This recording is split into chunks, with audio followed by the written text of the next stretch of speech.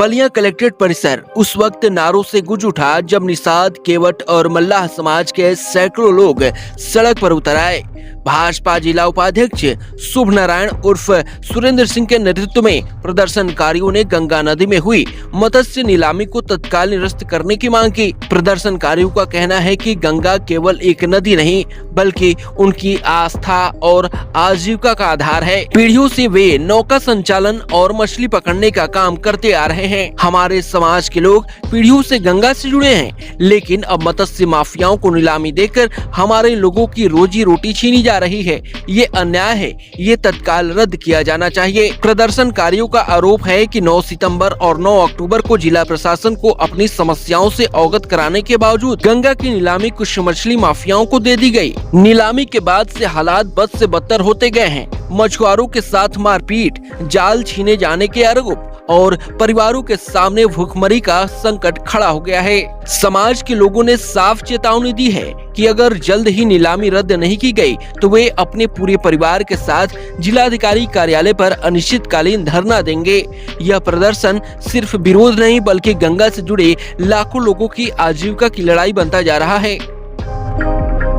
मैं भारतीय जनता पार्टी के जिला उपाध्यक्ष होने के नाते मैं इस आवाज़ को, जो यहाँ पर बलिया जनपद में ही इस आवाज़ों को दबा दिया जा रहा है, इसको मैं पूज्य जोगीनाथ आदित्य जोगीनाथ जी के यहाँ तक पहुँचाना चाहता हूँ। इसलिए पहुँचाना चाहता हूँ कि ये सारी प्रक्रिया यहीं पर दबा के रखते हैं लोग, कोई भी शासन को जाने नहीं देते हैं, जिससे शासन की छवि खराब हो रही है। कैसी आवाज़ है, क्या आवाज़ है? ये आवाज़ है कि गंगा की नीलामी आज 30 वर्षों से नहीं हो रही थी, और जब भारतीय जनता पार्टी की जिस समय सरकार नहीं थी उस समय हम लोगों ने आंदोलन कर करके और जिला अधिकारी कार्यालय पर 15 दिन का धरने कर करके और उस समय गंगा की नीलामी पर रोक लगाया था, इसलिए कि देश धर्म का नाता है, गंगा हमारी माता है। फिर गंगा हमारी माता है तो माता की नीलामी क्यों होगी, नहीं होनी चाहिए। और भारतीय जनता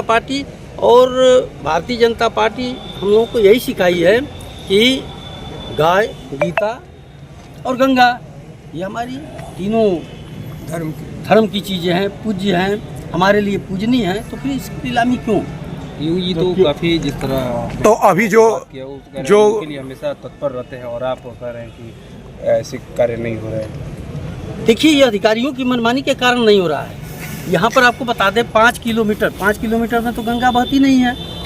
केवल 5 किलोमीटर की नीलामी क्यों हुई है?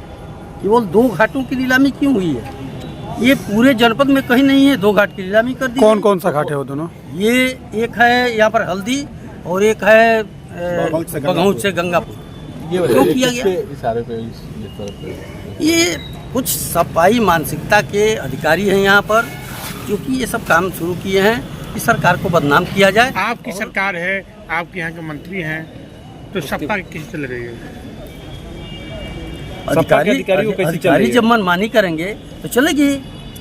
इसका मतलब आपकी सरकार में अधिकारी मनमानी कर रहे हैं? एकदम कर रहे हैं। यहाँ पर मनमानी अधिकारी कर रहे हैं और यहाँ की बात को ऊपर तक पहुँचने भी नहीं दे रहे हैं। इसलिए नहीं पहुँचने दे रहे हैं कि यहाँ की हालत ही बलिया की कुछ अजीब सी हो गई है। तो क्या योगी सरकार को उनकी कार्रवाई करनी चाहिए अधिकारियों पर?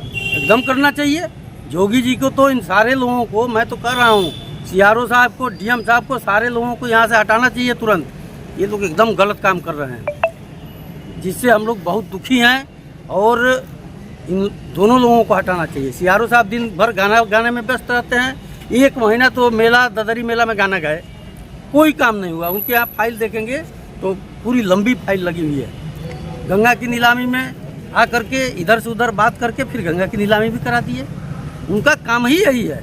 तो यह नीलामी केवल बलिया में ही हुआ है या पूरे प्रदेश भर में? बलिया में 2 घाट की हुई है, बाकी कहीं नहीं हुआ है। बलिया में ही नहीं हुआ है। क्यों हुआ है? अधिकारियों की मनमानी। अगर कार्रवाई नहीं होती है तो आगे क्या करेंगे आप? अगर कार्रवाई नहीं होती है तो हम योजना तय करेंगे। इन सारे लोगों से आज ही से मैं लगने के लिए कहूँगा कि 5 तारीख से 5 जनवरी और 25 दिसंबर के बीच में हम यहाँ 10,000 लोगों को लेकर के और धरने पर बैठेंगे। ये तय है। अगर ये बताइए 10,000 परिवार अगर बेरोजगार हो जाएगा तो कहाँ जाएगा?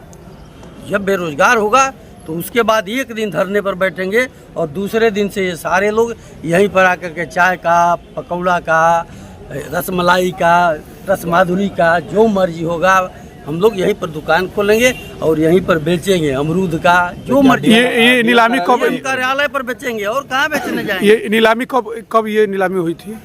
ये नीलामी तो अभी 8 दिन पहले ये लोग दिए हैं। तो जो नीलामी हो गई है तो किस तरह की जो मछुआरे हैं उन्हें किस तरह की परेशानियों का सामना करना पड़ रहा है? जो निषाद समाज है, क्या परेशानी सामने आ रही है? निषाद समुदाय को ये परेशानी है कि ये लोग गंगा नदी में जब जा रहे हैं तो ये बिहार से और पटना से वहाँ से मछुआरे बुलाए गए हैं, वहाँ पर आ करके और लोग लाठी से मार रहे हैं, इनका जाल छीन ले रहे हैं, इनका नाव डुबा दे रहे हैं। इस तरीके की परेशानी हो रही है। क्यों? इनका मारने का अधिकार नहीं है। पटना के लोग आकर के यहाँ पर मारेंगे, बिहार के लोग आके यहाँ पर मारेंगे। और जो भी समिति ये ली है, इस समितियों ने दबंग लोगों को, जो मत्स्य के जितने भी मजबूत लोग हैं, जो अखाड़ा हैं, क्या कहा जाता है उसको, माफिया हैं, मतलब माफिया, मत्स्य माफियाओं को दे करके यहाँ पर झूठे परेशान किए हैं सारे लोगों को।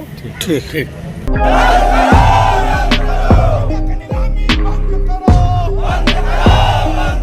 अब बड़ा सवाल ये है कि क्या सरकार गंगा से जुड़े इन लोगों की पीड़ा सुनेगी या फिर मत्स्य माफियाओं का दबदबा यूं ही बना रहेगा।